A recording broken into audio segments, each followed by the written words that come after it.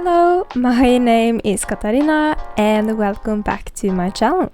So the thing is, I am really bad at waiting and I couldn't wait any longer, so I decided to just start making something spooky. And it's not October yet, but it's already starting to rain outside and it's already starting to get cold. So I'm starting to get into this vibe where I'm just really excited to make all of this art, Halloween art and stuff like that. So right now I'm just sketching the idea out and figuring out where I want to have my ghosts and just how the diorama will look like.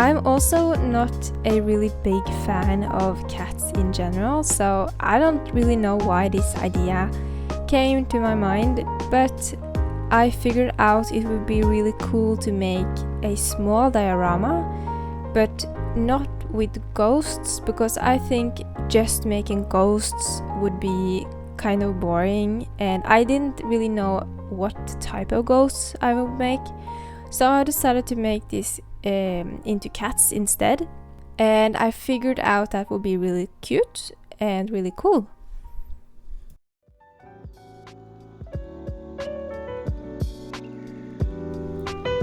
So now I have moved on to modeling, and I struggled quite a bit with making the cats or like the ghosts. I don't really know why, but I started to think a lot about the UVs and how to unwrap it, because I was kind of trying to avoid if I had to do any retopology. And if you know what it is, you will probably be on the same page as me, because I just hate doing retopology. And if you don't know what it is, I could maybe explain it in another video. So I am just trying to make the mesh or the surface of the mesh nice and not bumpy, and you can see me struggle a lot. I am duplicating it and I am just moving everything around, and you know, I'm just struggling a lot with this character. I don't know why I had such a hard time with this ghost cat thing character, but I also tried to avoid having too much vertices or like information, and having the balance and trying to figure out the balance between having too much or having too little was so difficult, especially for this one, and I don't know why, but it was just so difficult. And if you are doing 3D modeling and try to do low poly assets, it's hard to figure out the right balance and hard to get the mesh have a nice surface. But I think I ended up with something that I am really happy with, and it looks good, but if I decided to do this one more time, I will probably do it in another different way, or even do retopology. After making the cats, I had to take a little break to figure out how to do the pose, and I again just struggled a lot with making the pose as well. And I thought it would be really easy to make the pose, because, you know, it's just a paw with some cute little beanies and that's it. But it ended up being more difficult than I thought.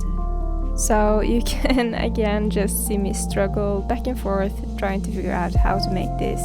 And again, just, you know, moving everything around.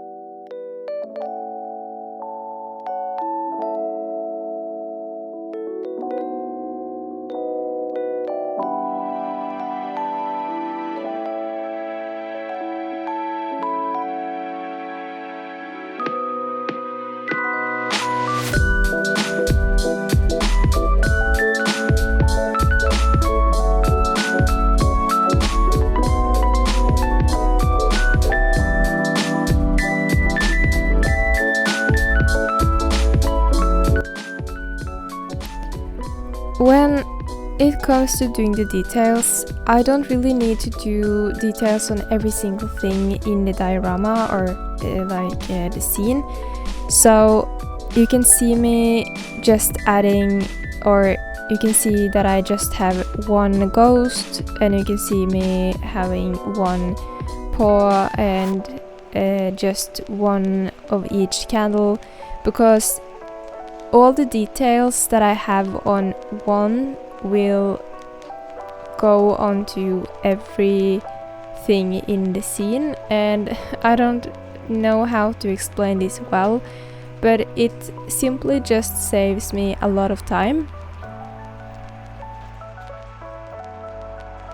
And for the portal, I jumped into Photoshop really quickly to make the swirly thing in the portal, so I could have it as an alpha, and just simply copy paste it onto the portal. So what you are looking at right now is actually me drawing with my left hand, and I usually draw with my right hand, but I couldn't make the swirly lines with my right hand, so I ended up making it with my left hand. And as I said earlier, I struggled a lot with everything, so you can see me now struggling with the portal as well. And eventually I get it right, but you know, everything was just so difficult. And now it's time for baking! And surprise surprise, I also struggled with this as well. And I don't know how many times I ended up trying to bake it, but I think it was between 7 or 10 times, because each and every time I just had a random error or it was just something wrong.